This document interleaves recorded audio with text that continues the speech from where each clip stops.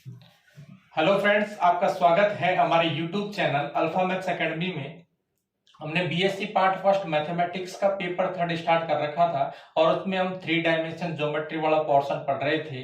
इस पर हमने स्टार्ट किया था और कुछ क्वेश्चन हमने कर लिए थे। अब आगे पढ़ते हैं। बिंदु पथ ज्ञात करना। इसमें क्या होगा, लोकस फाइंड करना है आपको। कोई भी एक पॉइंट दे रखा होगा, वो किसी दी हुई कंडीशन के अंदर गति कर रहा है, घूम रहा है, और कहेंगे कि इस पॉइंट का लोकस फाइंड करो। तो लोकस फाइंड करने का जो मेथड है वो ये है।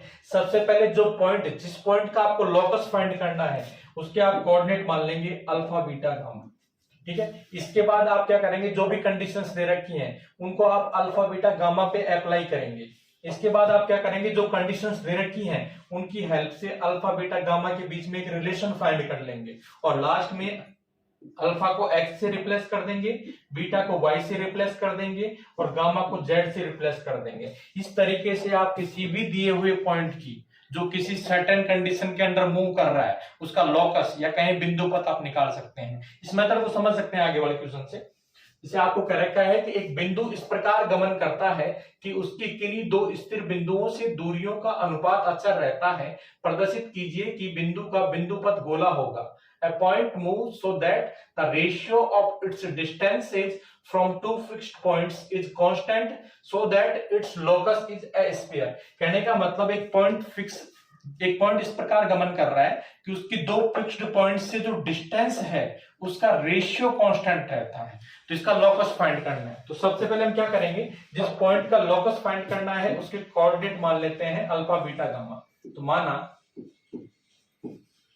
बिंदु, और बिंदु को हमने कह दिया P और इसके हमने कोऑर्डिनेट्स या कहीं निर्देशांक हमने क्या मान लिए, अल्फा बीटा गामा। माना बिंदु P अल्फा बीटा गामा इस प्रकार गमन करता है। गमन करने का मतलब क्या है, गति करता है। गमन करता है कि इसकी दो स्थिर बिंदुओं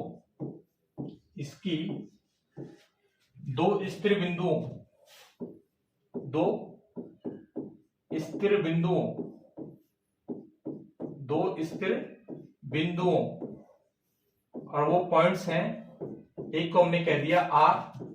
स्थिर बिंदु है तो इनके जो कोऑर्डिनेट्स हैं वो फिक्स होंगे।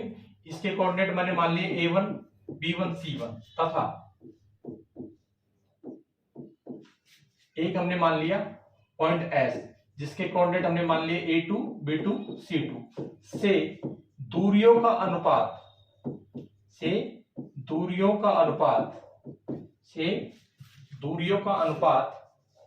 सदैव अचर रहता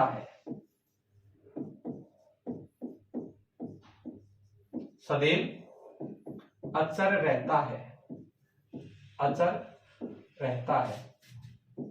इंग्लिश वाले लिखेंगे, a point P alpha beta gamma is moving so that the ratio of its distance from the point R A1 B1 C1 and S A2 B2 C2 is constant. समझो, देखो क्या कह रखा है। एक पॉइंट है P जिसके coordinates हैं अल्फा बीटा गामा।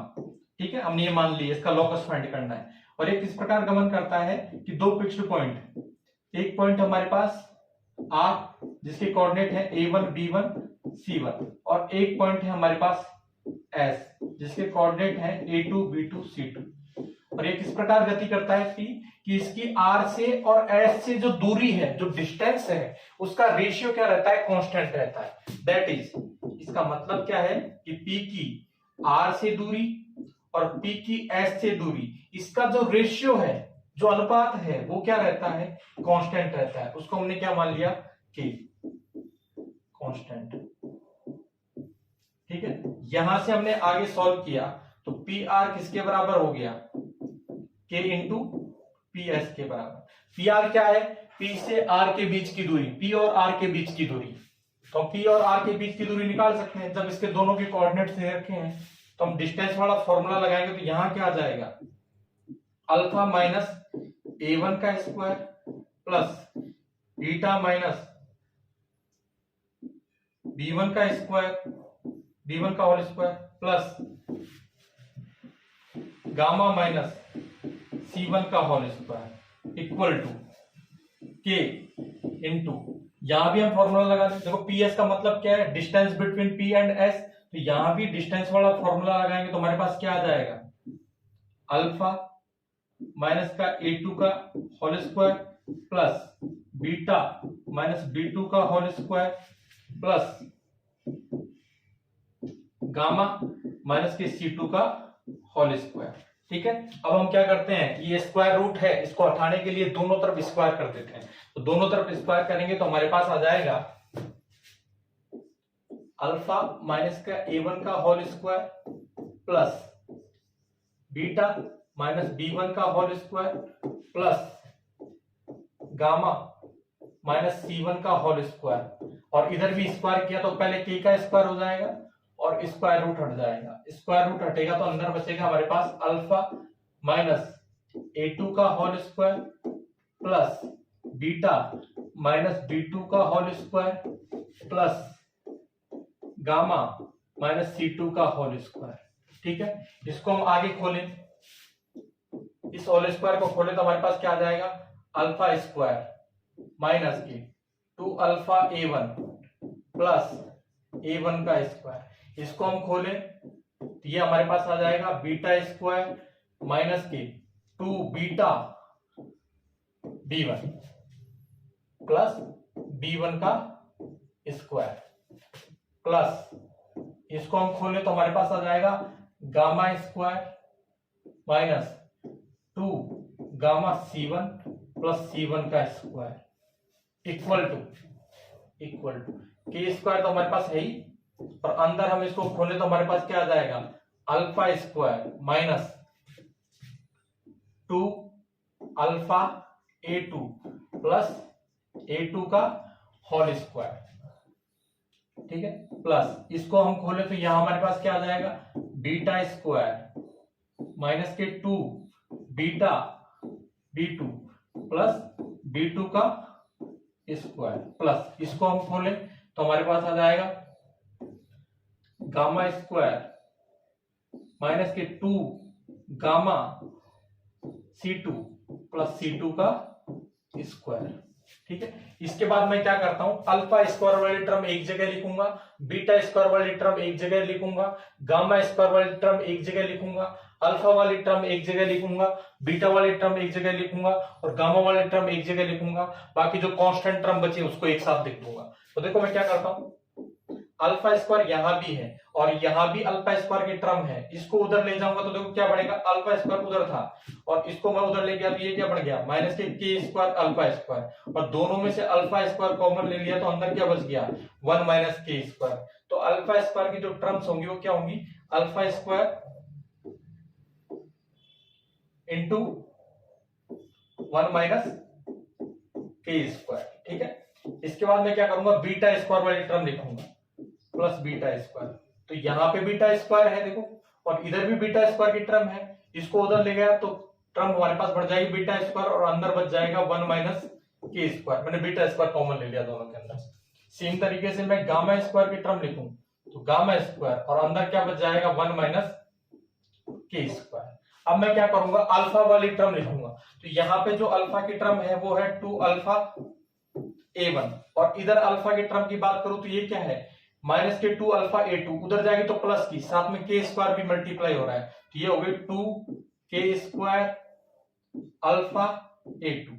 इसमें से मैं क्या करूं, 2 कॉमन ले लेता हूं तो अंदर बचेगा माइनस के A1 प्लस 2 मैंने कॉमन ले लिया के स्क्वायर A2 और इधर से मैंने अल्फा कॉमन ले लिया। तो जो अल्फा वाली टर्म बनी जो ये बन गई, तो यहां मैं लिखूंगा अल्फा की टर्म एक साथ लिखूंगा तो लिख दूंगा मैं 2 माइनस के A1 प्लस के स्क्वायर A2 अल्फा, है ना। सेम तरीके से अगर मैं बीटा वाली टर्म की बात करूं एक साथ लिखूंगा तो बीटा वाली टर्म आ जाएगी मेरे पास प्लस बीटा वाली टर्म आ जाएगी 2 माइनस के B1 प्लस के स्क्वायर B2 और यहां आ गया बीटा। ठीक है, प्लस गामा वाली टर्म लिखूंगा तो गामा वाली टर्म में आ जाएगा 2 माइनस के C1 प्लस के स्क्वायर C2 और यहां आ गया हमारे पास गामा।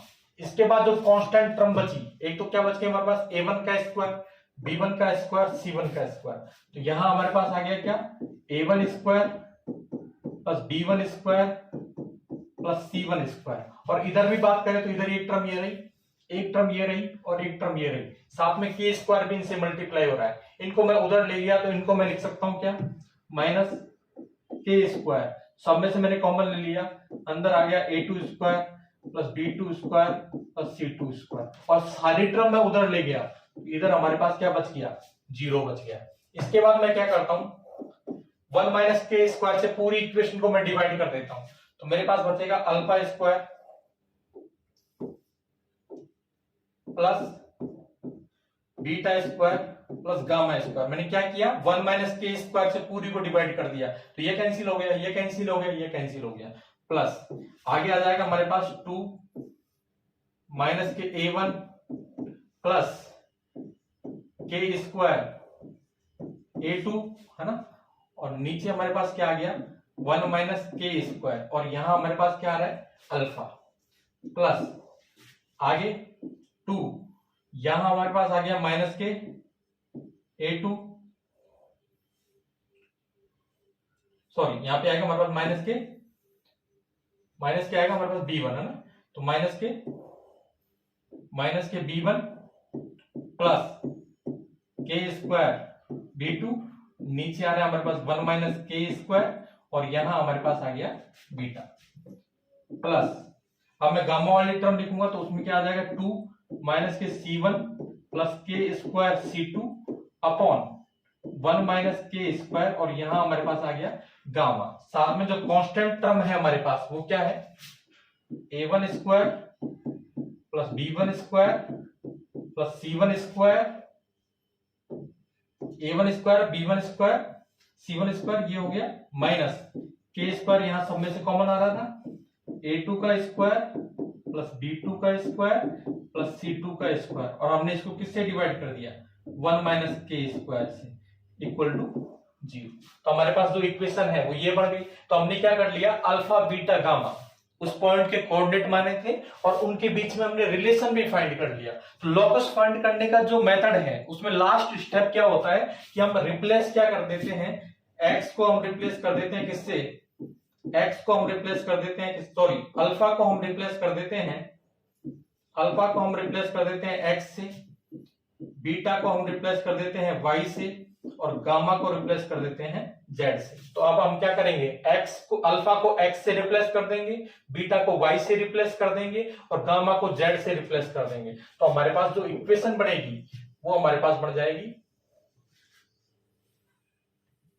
वो इक्वेशन हमारे पास बन जाएगी। देखो हमने क्या किया, अल्फा को x से रिप्लेस किया तो x स्क्वायर, बीटा को y से रिप्लेस किया तो प्लस y स्क्वायर, और गामा को z से रिप्लेस किया तो z स्क्वायर प्लस 2, और हमारे पास यहां आ रहा है माइनस के a1 प्लस के square a2 upon 1 minus K square, और बाहर अल्फा गुणा में आ रहा था, और अल्फा को हमने किससे रिप्लेस कर दिया, x से रिप्लेस कर दिया, प्लस 2 माइनस के b1 प्लस के स्क्वायर b2, और नीचे हमारे पास क्या आ रहा है, 1 माइनस के स्क्वायर, और यहां हमने क्या था, बीटा को हमने किससे रिप्लेस कर दिया, y से रिप्लेस कर दिया, प्लस 2 यहां हमारे पास आ रहा था माइनस के c1 प्लस के square c2 upon 1 minus K square, और यहां हमारे पास गामा आ रहा था, गामा को हमने किससे रिप्लेस कर दिया, z से रिप्लेस कर दिया, प्लस हमारे पास लास्ट एक कांस्टेंट टर्म है, यह है a1 square plus b1 square plus c1 square minus K square a2 square plus b2 square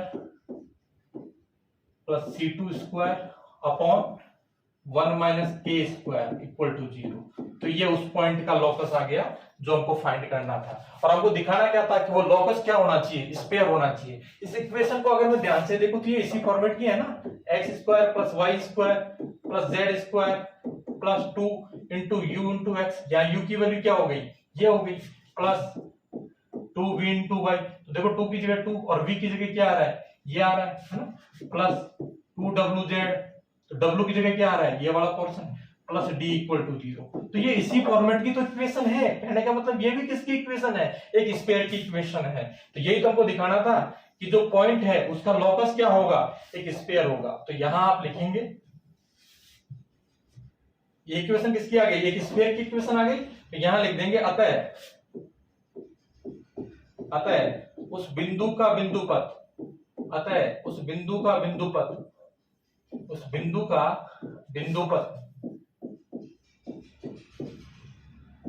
एक गोला होगा, बिंदुपथ एक गोला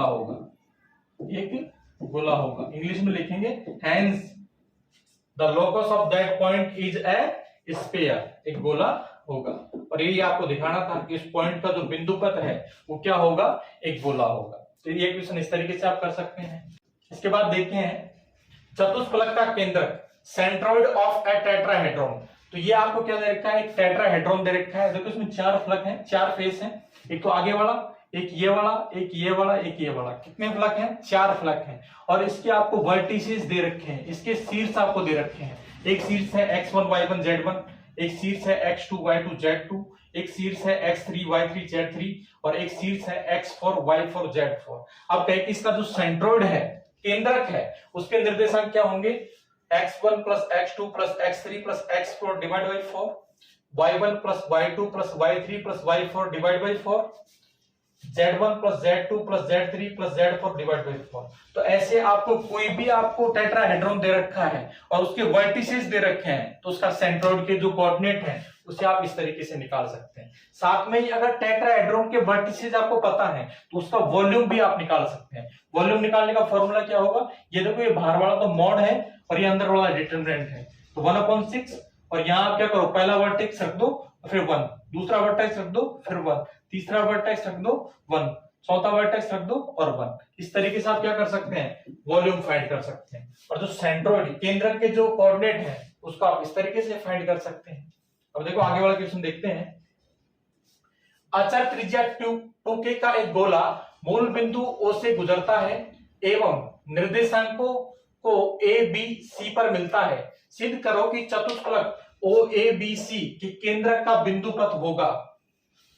A sphere of constant radius 2k passes through the origin and meets the axis in ABC so that the locus of the centroid of the tetrahedron OABC is x square plus y square plus z square equal to k square। कहने का मतलब है जो equal to k square. दोबारा पढ़ें कि अचर त्रिज्या 2k का एक गोला है जो मूल बिंदु O से गुजरता है और निर्देशांकों को A B C पर मिलता है। सिद्ध करो कि चतुष्फलक OABC के केंद्रक का बिंदुपथ क्या होगा, x square plus y square plus z square equal to k square. तो इस क्वेश्चन को हम करते हैं। तो सबसे पहले हम क्या करते हैं, गोले की इक्वेशन मानते हैं। माना गोले का समीकरण, let the equation of sphere. गोले का समीकरण क्या होता है, x square plus y square plus z square plus 2ux plus 2vy plus 2wz plus d equal to 0। English में क्या लिखेंगे, let the equation of sphere is x square plus y square plus z square plus 2ux plus 2vy plus 2wz plus d equal to 0। ठीक है, इसको हमने equation first कह दिया। अब आपको दे क्या रखा है कि जो गोला है वो कहां से पास होता है, ओरिजिन से पास होता है और निर्देशांकों को कहां काटता है, ए बी सी पर काटता है। तो देखो चूंकि गोला मूल बिंदु बोले तो 0 0 0, मूल बिंदु 0 0 0 से गुजरता है। इंग्लिश में लिखेंगे since the sphere passes through the origin 0 0 0 तथा अक्षों को, जो एक्सिस हैं, अक्षों को देखो एक्स अक्ष को किस पॉइंट पे मिलता है, पॉइंट ए पर मिलता है। तो एक्स अक्ष पे जो पॉइंट के कोऑर्डिनेट होते हैं वो कैसे होते हैं, वाई और जेड कोऑर्डिनेट तो कितने होंगे, 0, और एक्स कोऑर्डिनेट हमने कितना मान लिया, ए मान लिया। और वाई एक्स की बात करें तो उसमें एक्स कोऑर्डिनेट 0 रहेगा, जेड कोऑर्डिनेट भी 0 रहेगा, और हमने जो वाई कोऑर्डिनेट है उसको बी मान लिया। और जेड एक्सिस पे अगर कोई पॉइंट है सी तो उसमें एक्स कोऑर्डिनेट और वाई कोऑर्डिनेट 0 रहेगा, और जेड कोऑर्डिनेट को हमने क्या मान लिया, सी मान लिया। आपको क्या रखा है कि जो स्फीयर है वो ओरिजिन से गुजरता है, और एक्सिस है उनको कहां मिलता है, पॉइंट ए, पॉइंट बी और पॉइंट सी पर मिलता है,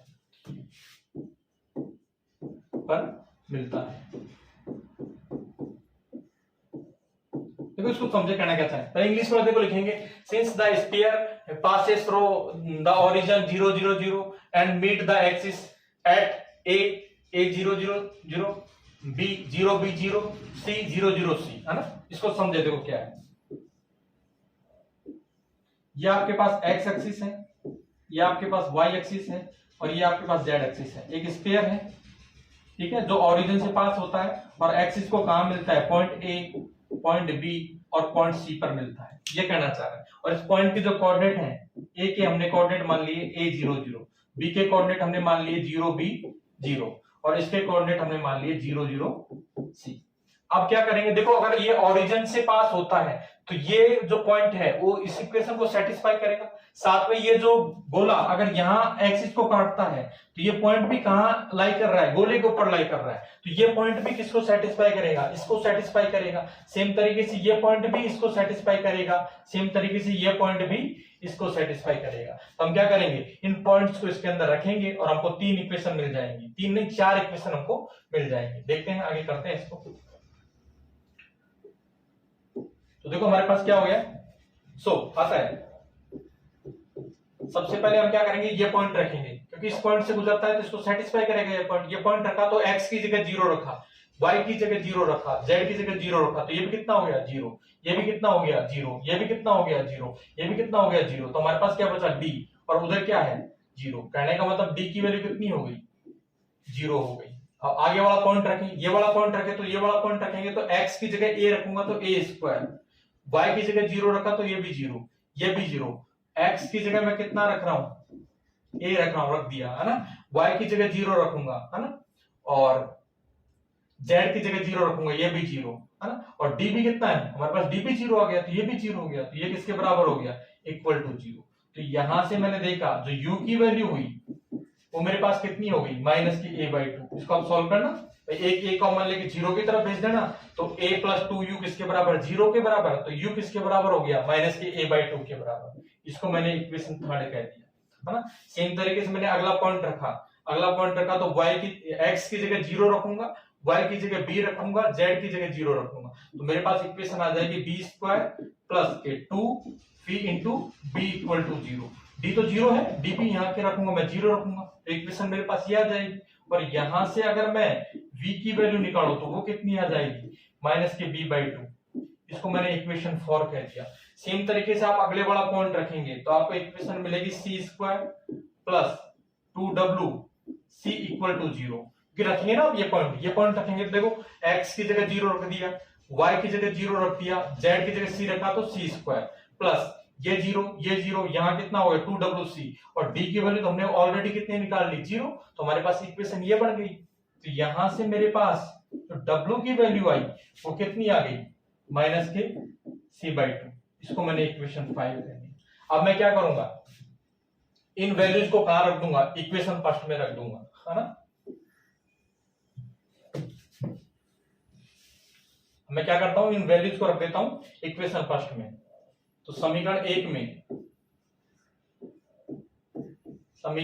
में d u v w का मान रखने पर, putting the value of d u v and w in equation first, मान रखने पर हमने रखा तो हमारे पास देखो क्या हो जाएगा, x² + y² + z², है ना। और हम u की जगह कितना रखेंगे, माइनस के a/2, तो 2 से 2 कट गया तो कितना आ गया, माइनस के ax, है ना। और यहां कितना हो जाएगा माइनस के बी वाई, यहां कितना हो जाएगा माइनस के सी जेड, और डी की जगह कितना रख दूंगा 0, तो इक्वल टू 0। हमारे पास ये आ गया गोले की इक्वेशन, इसको मैंने इक्वेशन 3 कह दिया। अब अगर इस गोले की मैं क्या निकालू, रेडियस निकालू, तो गोले की त्रिज्या, गोले की त्रिज्या, गोले की त्रिज्या हमने निकालने का फॉर्मूला हमने देखा ही था, क्या होता है गोले की त्रिज्या। गोले की त्रिज्या निकालने का फॉर्मूला होता है हमारे पास u square plus v square plus w square minus के टी। तो u की वैल्यू हमारे पास कितनी है माइनस के a/2, तो इसका स्क्वायर किया तो कितना हो गया a स्क्वायर बाई 4 प्लस जब v का स्क्वायर करूंगा तो कितना हो जाएगा b स्क्वायर बाई 4 प्लस जब w का स्क्वायर करूंगा तो कितना हो जाएगा c स्क्वायर बाई 4 माइनस के d, तो d की वैल्यू कितनी है 0, तो ये हमारे पास यही हो गया है ना। और हमको गोले की त्रिज्या किसके बराबर दे रखी है, उसने कह रखा है कि गोले की त्रिज्या कितनी है 2k, तो ये वैल्यू हमको किसके बराबर दे रखी है 2k के बराबर। ये हमको ऑलरेडी उसने कह दिया कि गोले की जो त्रिज्या है वो किसके बराबर है 2k के बराबर। इस इक्वेशन से तो हमारे पास जो रेडियस है वो ये आई, और लेकिन उसने पहले ही कह रखा है कि गोले की त्रिज्या किसके बराबर है 2k के बराबर है। यहीं से हम आगे करें, देखो अब मैं क्या करता हूं, यहां से मेरे पास आ गया square root of a square plus B square plus C square divide by 4 मैंने एलसीएम ले लिया, ये किसके बराबर है 2k के बराबर है। स्क्वायर रूट हटाने के लिए मैंने दोनों तरफ स्क्वायर कर दिया, तो मेरे पास हो गया A square plus B square plus C square upon 4, square root हट गया स्क्वायर करने पर, और इधर में मेरे पास क्या हो गया 4k स्क्वायर, और इसको मैंने आगे क्या किया 4 को उधर भेज दिया, तो मेरे पास एक रिलेशन आ गया a square plus B square plus C square is equal to 16k square. इसको मैंने कह दिया इक्वेशन नंबर 4। यहां तक जो हमको दे रखा था उस हिसाब से हमने कर लिया। अब हमको आगे करना क्या था, देखो आगे हमको क्या करना था, आगे हमको यह करना था कि जो टेट्राहेड्रॉन है,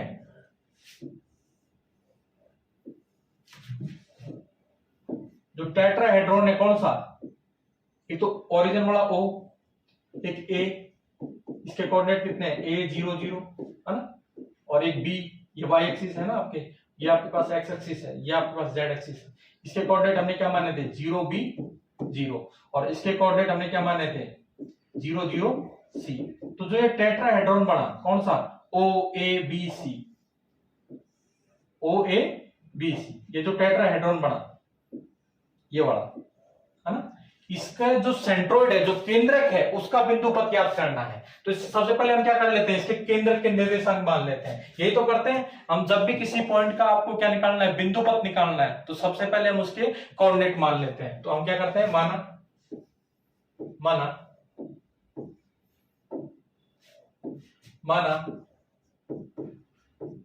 चतुष्फलक OABC के केंद्रक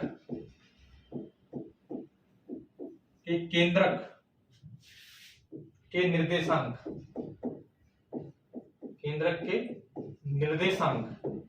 कितने मान लिए हमने, कितना मानते हैं अल्फा बीटा गामा। इंग्लिश में लिखेंगे let the coordinate of the centroid of tetrahedron OABC is alpha beta gamma, है ना।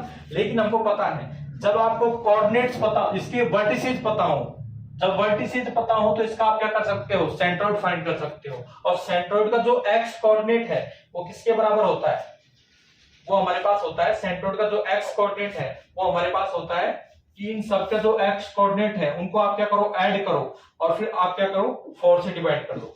यहां इसके जो कोऑर्डिनेट है वो हमारे पास कितने हैं 0 0 0, है ना। तो इसका जो सेंट्रोइड बनेगा वो सेंट्रोइड क्या बनेगा, देखो 0 plus 0 plus 0 plus a plus 0 divide by 4, है ना। तो यहां पे हम बात करें एक्स कोऑर्डिनेट कितना है हमारे पास अल्फा, और वैसे अगर वर्टिसेज के हिसाब से एक्स कोऑर्डिनेट निकालते हैं तो हम कैसे निकालते हैं 0 और प्लस 0, है ना, plus a plus 0 divide by 4। तो यहां हमारे पास क्या आ गया 0 plus 0 plus A plus 0 divide by 4। यही तो हमारे पास फॉर्मूला था। अगर हमारे पास कोऑर्डिनेट पता है, हमको इसके वर्टिसेस के कोऑर्डिनेट पता है ना, तो हम क्या करते थे, इनको ऐड करके 4 से डिवाइड कर देते थे, इनको ऐड करके 4 से डिवाइड कर देते थे, इनको ऐड करके 4 से डिवाइड कर देते थे। तो वही तो मैं कर रहा हूं, तो मैं सीधे लिख देता हूं इसको। ये कितना बनेगा, a/4 बनेगा। तो अल्फा की वैल्यू किसके बराबर हो गई हमारे पास, अल्फा की वैल्यू किसके बराबर हो गई, a/4 के बराबर। सेम तरीके से अगर बीटा की बात करूं तो बीटा की वैल्यू हमारे पास क्या होगी, b/4। सेम तरीके से अगर मैं गामा की बात करूं तो गामा की वैल्यू हमारे पास क्या होगी, c/4। अब हमको क्या करना था, लोकस फाइंड करना था। तो लोकस फाइंड करने के लिए हमने कोऑर्डिनेट माने कितने, अल्फा बीटा गामा। अब हमको क्या चाहिए, अल्फा बीटा गामा के बीच में एक रिलेशन चाहिए। तो देखो मैं कैसे निकालता हूं रिलेशन। आप क्या करोगे, यहां से a की वैल्यू किसके बराबर हो जाएगी, फॉर अल्फा के बराबर। यहां से b की वैल्यू किसके बराबर हो जाएगी, फॉर बीटा के बराबर। और यहां से c की वैल्यू किसके बराबर हो गई, फॉर गामा के बराबर। और इस चीज से फायदा क्या हुआ, अगर मैं a की जगह ये वैल्यू रखूं और b की जगह ये वैल्यू रखूं और c की जगह ये वैल्यू रखूं, तो यहां से मेरे पास एक रिलेशन आ जाएगा between alpha beta and gamma, और वही मेरे को चाहिए था, है ना। तो यहां से मैं क्या कर दूंगा, समीकरण 4 में a बराबर फॉर अल्फा, b बराबर फॉर बीटा तथा c बराबर फॉर गामा रखने पर इंग्लिश में लिखेंगे, पुटिंग a बराबर फॉर अल्फा, b बराबर फॉर बीटा एंड c बराबर for gamma in equation 4। Equation 4 में ये रखते ही हमारे पास इक्वेशन क्या आ जाएगी, इक्वेशन आ जाएगी हमारे पास। देखो a की जगह अगर मैं फॉर अल्फा लिखूं तो यहाँ कितना आ जाएगा, 16 अल्फा स्क्वायर, प्लस b की जगह अगर मैं फॉर बीटा लिखूंगा तो यहाँ आ जाएगा 16 बीटा स्क्वायर, प्लस अगर मैं c की जगह फॉर गामा लिखूं तो ये हो जाएगा 16 गामा स्क्वायर, और इधर कितना है मेरे पास 16 के स्क्वायर। यहां से क्या होगा, 16 में कॉमन ले लूंगा और 16 कॉमन लेके मैं क्या कर दूंगा, काट दूंगा। तो 16 में कॉमन लेके काटू तो मेरे पास क्या आ गया, alpha square plus beta square plus gamma square is equal to k square. अब यहां से मेरे पास क्या आ गया, अल्फा बीटा गामा के बीच में एक रिलेशन आ गया। और अल्फा बीटा गामा मैंने क्या माने थे, कोऑर्डिनेट माने थे सेंट्रोइड के, और उसी का हमको बिंदु पथ ज्ञात करना था। बिंदु पथ ज्ञात करने का जो मेथड है उसमें लास्ट स्टेप क्या है, अल्फा को x से रिप्लेस कर दो, बीटा को y से रिप्लेस कर दो, गामा को z से रिप्लेस कर दो। यही हम क्या कर देते हैं, अल्फा बीटा व गामा को क्रमशः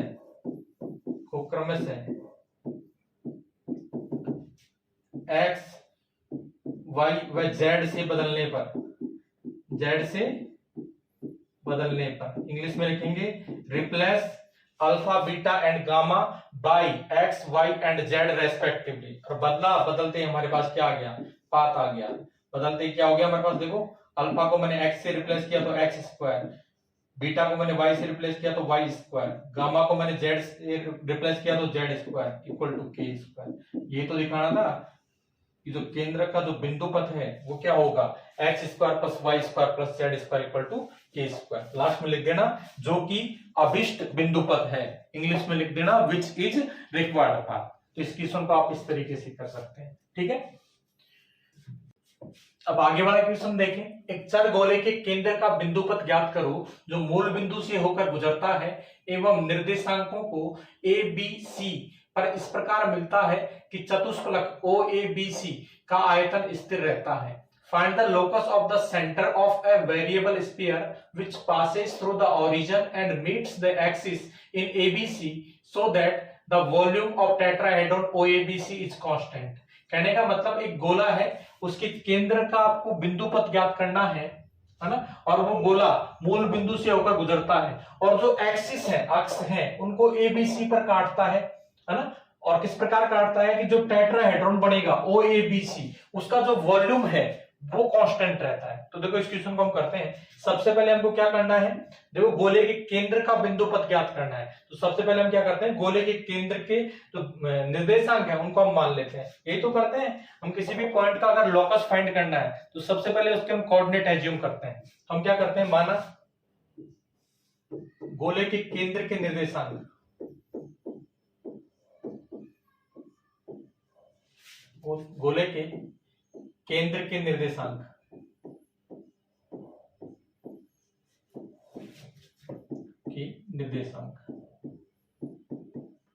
हमने क्या मान लिया, alpha beta gamma, alpha beta gamma है, अल्फा बीटा गामा है, अल्फा बीटा गामा है। ठीक है, इसके बाद हम क्या करते हैं, गोले का जो इक्वेशन है उसको अज्यूम कर लेते हैं। माना गोले का समीकरण, माना गोले का समीकरण, माना गोले का समीकरण। जो गोले का समीकरण है वो हमने क्या मान लिया, x square plus y square plus z square plus 2ux plus 2by plus 2wz plus d equal to 0। इसको मैंने इक्वेशन फर्स्ट कर दिया। यही तो हम करते हैं, गोले की इक्वेशन यही तो अज्यूम करते हैं। अब आगे देखो कंडीशन क्या दे रखी है, गोला मूल बिंदु से होकर गुजरता है, गोला पासेस थ्रू ओरिजिन, तो ओरिजिन से पास करता है, साथ में जो एक्सिस है उनको कहां पे मिलता है, ए बी सी पर मिलता है। तो हम ये चीज भी लिख लेते हैं, क्योंकि गोला मूल बिंदु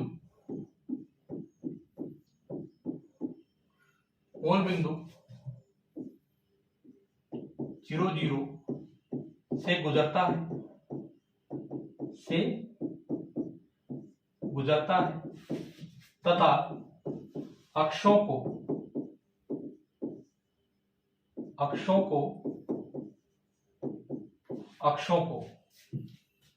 कहां मिलता है, एक्स अक्ष को ए पर मिलता है, तो ए के कोऑर्डिनेट कैसे होंगे, a 0 0। वाई अक्ष को कहां मिलता है, बी पर, तो इसके कोऑर्डिनेट होंगे 0 b 0, तथा जेड अक्ष को कहां मिलता है, सी पे, तो इसके कोऑर्डिनेट होंगे 0 0 सी पर मिलता है। अगर इसको हम समझें तो बात तो यही है ना कि ये आपके पास क्या है, एक्स एक्सिस है, ये आपके पास वाई एक्सिस है, ये आपके पास जेड एक्सिस है। एक गोला है ना, जो मूल बिंदु से गुजरता है, साथ में अक्षों को कहां मिलता है, पॉइंट ए, पॉइंट बी और पॉइंट सी पर मिलता है ना, ये आपको दे रखा है। तो हम क्या करें, अब देखो ध्यान से कि ओरिजिन से गुजरता है तो ओरिजिन भी इस इक्वेशन को सेटिस्फाई करेगा, साथ में अगर अक्ष को इस पॉइंट पे मिलता है तो गोला, ये जो पॉइंट है वो गोले पे ही तो है, तो ये पॉइंट भी किसको सेटिस्फाई करेगा, इसको सेटिस्फाई करेगा। सेम तरीके से ये पॉइंट भी क्या करेगा, इस इक्वेशन को सेटिस्फाई करेगा। सेम तरीके से ये पॉइंट भी क्या करेगा, इस इक्वेशन को सेटिस्फाई करेगा। तो ये पॉइंट हम रखते हैं इसके अंदर। सबसे पहले ओरिजिन रखते हैं, ओरिजिन रखें तो देखो एक्स की जगह मैं 0 रखूंगा, वाई की जगह 0 रखूंगा, जेड की जगह 0, ये पूरा 0, ये भी 0, ये भी 0, ये भी 0, तो मेरे पास क्या बचा, डी, और उधर क्या है 0, तो डी की वैल्यू मेरे पास क्या आ गई, डी इक्वल टू 0। फिर मैंने अगला पॉइंट रखा, तो x की जगह a रखा तो a स्क्वायर, y की जगह 0 रखा, z की जगह 0 रखा, तो ये भी 0 हो गया, प्लस यहां मैं x की जगह a रखूंगा तो कितना हो गया 2ua, y की जगह 0 रख दिया, z की जगह 0 रख दिया, और d की वैल्यू कितनी है 0, ये किसके बराबर आ गया, इक्वल टू 0। तो यहां से मेरे पास जो u की वैल्यू आई वो आ गई माइनस के a/2। इसको मैंने इक्वेशन सेकंड कह दिया, इसको मैंने इक्वेशन थर्ड कह दिया। सेम तरीके से अगला पॉइंट रखूंगा, तो मैं x की जगह 0 रखूंगा, y की जगह b रखूंगा, तो b स्क्वायर, प्लस यहां 0 रखा तो ये भी 0, y की जगह b रखा तो कितना हो गया 2vb, और z की जगह 0 रख दिया, और d तो ऑलरेडी कितना आ गया 0, तो ये इक्वल टू 0। तो यहां से मेरे पास v की वैल्यू आ गई, वो आ गई माइनस के b/2, इसको मैंने इक्वेशन 4 कह दिया। सेम तरीके से मैंने अगला बड़ा पॉइंट रखा, तो x की जगह 0 रखा, y की जगह 0 रखा, z की जगह c रखा, तो कितना हो गया c स्क्वायर। यहाँ x की जगह 0, y की जगह 0, तो ये तो 0 हो ही गया, z की जगह मैंने c रखा, तो प्लस के 2wc, और d तो ऑलरेडी मेरे पास कितना आ गया 0, तो इक्वल टू 0। तो यहां से मेरे पास जो w की वैल्यू आई वो कितनी आ गई माइनस के c/2। ठीक है, अब ये वैल्यू मैं कहां रख दूंगा, इस इक्वेशन फर्स्ट में रख दूंगा, है ना। ये वैल्यू मैं रख देता हूं इक्वेशन फर्स्ट में। समीकरण एक में d बराबर 0, u बराबर माइनस के a/2, v बराबर माइनस के b/2, और w बराबर माइनस के c/2 रखने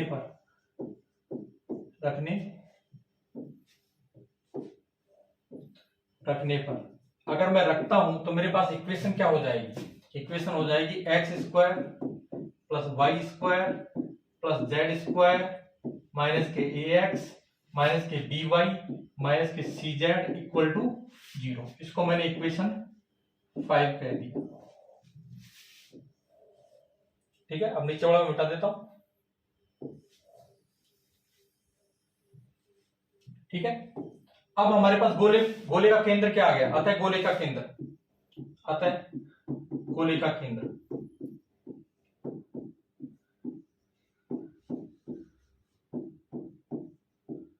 गोले का केंद्र, गोले का केंद्र क्या होता है, माइनस के यू माइनस के वी माइनस के डब्ल्यू। यू की वैल्यू हमारे पास कितना है, माइनस के a/2 और माइनस से मल्टीप्लाई किया तो कितना हो गया a/2।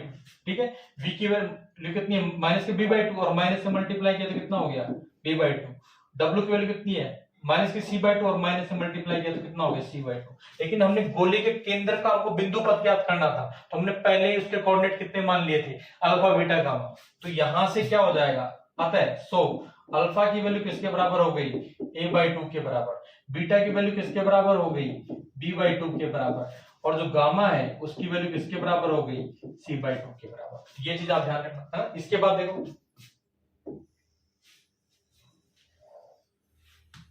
अब आगे जो कंडीशन दे रखी है उसको हम अप्लाई करते हैं। आगे कंडीशन आपको क्या दे रखी है, जो टेट्राहेड्रॉन है OABC उसका जो वॉल्यूम है वो क्या रहता है, कांस्टेंट रहता है।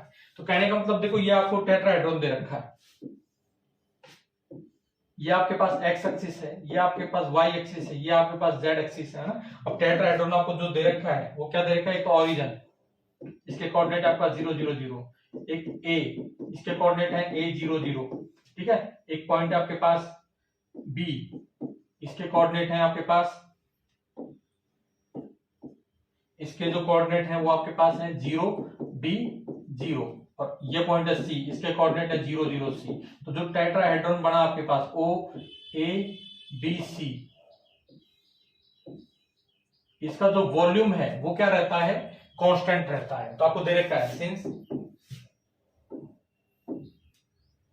चतुष्फलक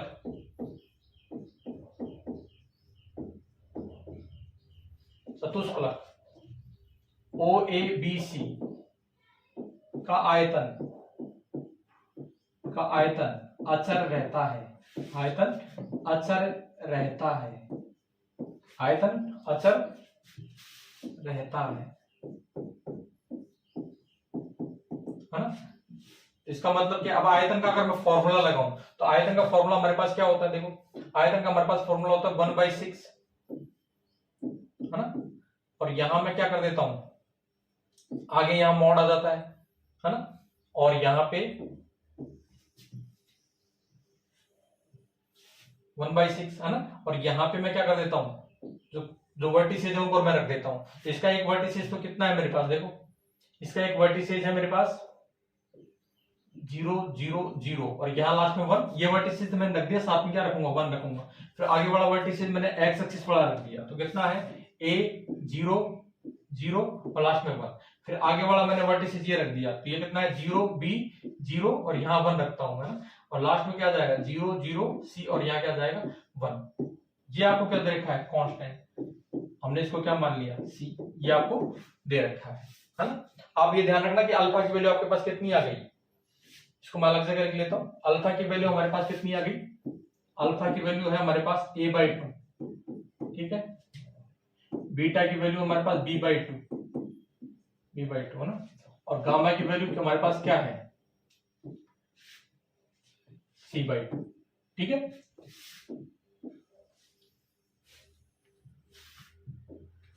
तो जब आप ये डिटरमिनेंट निकालेंगे तो हमारे पास आ जाएगा 1/6, इसकी वैल्यू आ जाएगी ABC है ना।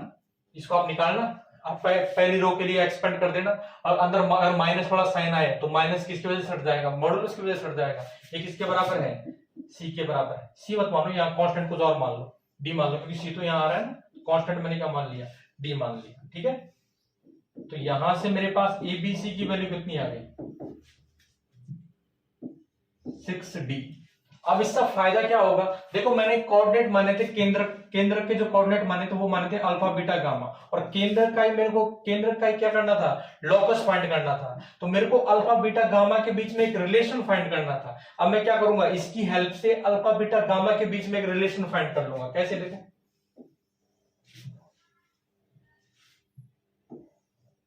इसके बीच में एक रिलेशन फाइंड कर लूंगा, और कैसे फाइंड करूंगा, देखो यहां से मैं क्या करूंगा, ए की वैल्यू निकाल के यहां रख दूंगा, यहां से बी की वैल्यू निकाल के मैं यहां रख दूंगा, और वहां से सी की वैल्यू निकाल के यहां रख दूंगा। तो यहां रखूंगा, देखो क्या हो जाएगा, ए की जगह मैं कितना रखूंगा, 2 अल्फा। तो ए की जगह मैंने क्या रख दिया, 2 अल्फा रख दिया, है ना। तो यहां से आगे मेरे पास क्या हो गया, 2 अल्फा, और बी की जगह मैं कितना रखूंगा, 2 बीटा, और सी की जगह मैं कितना रख दूंगा, 2 गामा। ये किसके बराबर है, 6d के बराबर है। तो यहां से मेरे पास alpha into beta into gamma, ये किसके बराबर आ गया, 6d/8 के बराबर आ गया। ठीक है, इसको मैंने कह दिया कांस्टेंट की। ये भी एक नया कांस्टेंट बन गया, इसको मैंने नया कांस्टेंट मान लिया की। अब मैंने क्या कर लिया, देखो मैंने कोऑर्डिनेट क्या माने थे, अल्फा बीटा गामा, और यही में इसी का मेरे को लोकस फाइंड करना था। लास्ट में मैं क्या करता हूं, अल्फा को x से रिप्लेस कर देता हूं, बीटा को y से रिप्लेस कर देता हूं, और गामा को z से रिप्लेस कर देता हूं। मैं यहां क्या कर देता हूं, अल्फा को मैं x से रिप्लेस कर देता हूं, बीटा को मैं y से रिप्लेस कर देता हूं, और गामा को मैं z से रिप्लेस कर देता हूं। मेरे पास क्या आ जाएगा, x into y into z बराबर कॉन्स्टेंट की। यही तो आपको दिखाना था, x into y into z किसी कांस्टेंट के बराबर आना चाहिए। किसके बराबर आ गया, k के बराबर आ गया। तो यहां लिख देना लास्ट में, जो कि अभिष्ट पथ है, जो कि अभिष्ट पथ है, विच इज रिक्वायर्ड पाथ, जो कि अभिष्ट पथ है, विच इज रिक्वायर्ड पाथ। इस क्वेश्चन को आप इस तरीके से कर सकते हैं। अब अगला क्वेश्चन देखें, अगला क्वेश्चन देखें, उस गोले का समीकरण ज्ञात कीजिए जिसकी त्रिज्या r हो, केंद्र x अक्ष पर हो और मूल बिंदु से गुजरता हो, है ना। Find the equation of sphere whose center is on the x axis and passing through origin and having radius r, है ना। गोले का केंद्र कहां है, x एक्सिस पे है, सिंस चूंकि गोले का केंद्र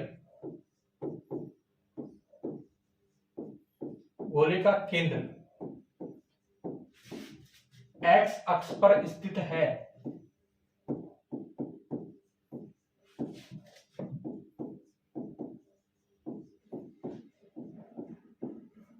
अतः केंद्र के निर्देशांक इंग्लिश में लिखेंगे, since the centre of sphere lies on x axis, so coordinate of centre is, क्या होंगे, देखो ये आपके पास क्या है, एक्स एक्सिस है, ये आपके पास वाई एक्सिस है, ये आपके पास जेड एक्सिस है। आपको क्या दे रखा है, उस गोले का समीकरण ज्ञात कीजिए जिसकी त्रिज्या r हो, केंद्र x अक्ष हो और मूल बिंदु से गुजरता हो, है ना। केंद्र x अक्ष पर हो, तो देखो ये मूल बिंदु से गुजर रहा है, गोला है, और इसका जो केंद्र है वो x अक्ष पे है। केंद्र अगर x अक्ष पे है तो इसके कोऑर्डिनेट क्या होंगे, a 0 0, क्योंकि x अक्ष पे y और z कोऑर्डिनेट कितने होते हैं, 0। तो यहां से इसके निर्देशांक कितने हो जाएंगे, a 0 0, तथा त्रिज्या आपको कितनी दे रखी है, त्रिज्या r है। अतः गोले का समीकरण,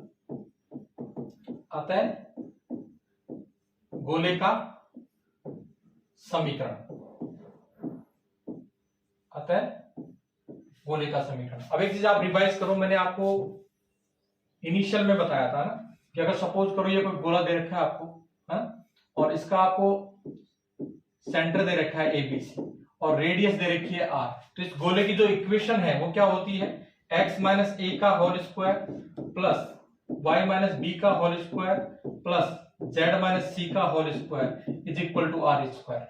देखो आपको यहाँ सेंटर पता है, रेडियस पता है, तो ये इक्वेशन लगाएंगे और आप गोले की इक्वेशन निकाल लेंगे। तो गोले की इक्वेशन क्या हो जाएगी, x माइनस a का whole square plus y, b की जगह कितना है यहाँ 0, तो y माइनस 0 का स्क्वायर प्लस यहाँ कितना हो जाएगा z माइनस 0 का square equal to r square. इसको मैं आगे एक्सपेंड करूं तो मेरे पास क्या आ गया, x स्क्वायर माइनस के 2ax है ना प्लस के a स्क्वायर है ना, और यहां पे क्या हो गया plus k y square plus k z square equal to r square. इसको मैंने इक्वेशन फर्स्ट कह दिया। आगे आपको एक कंडीशन और दे रखी है, जो गोला है वो कहां से पास होता है, ओरिजिन से पास होता है। चूंकि गोला मूल बिंदु से होकर गुजरता है, मूल बिंदु, और मूल बिंदु के जो कोऑर्डिनेट्स हैं वो क्या होते हैं 0 0 0 से होकर गुजरता है, से होकर गुजरता है, से होकर गुजरता है। कहने का मतलब ये आपके पास कोई गोला है जो ओरिजिन 0 0 0 से गुजरता है। अगर इससे गुजरता है तो ये जो ओरिजिन है वो किसको सेटिस्फाई करेगा, गोले की इक्वेशन को सेटिस्फाई करेगा। अतः गोले की इक्वेशन हमारे पास क्या है, ये है, तो ये वैल्यू हम यहां रखेंगे, इसको भी ये क्या करेगा सेटिस्फाई करेगा। तो यहां मैं x की जगह 0 रखूंगा तो ये भी 0, ये भी 0, और y की जगह 0 रखूंगा तो ये भी 0, ये भी 0। तो a स्क्वायर किसके बराबर हो गया, r स्क्वायर के बराबर हो गया। तो a की वैल्यू हमारे पास क्या आ गई प्लस माइनस r है ना। अब ये वैल्यू हम कहां रख देंगे, समीकरण 1 में रख देंगे है ना। तो समीकरण 1 में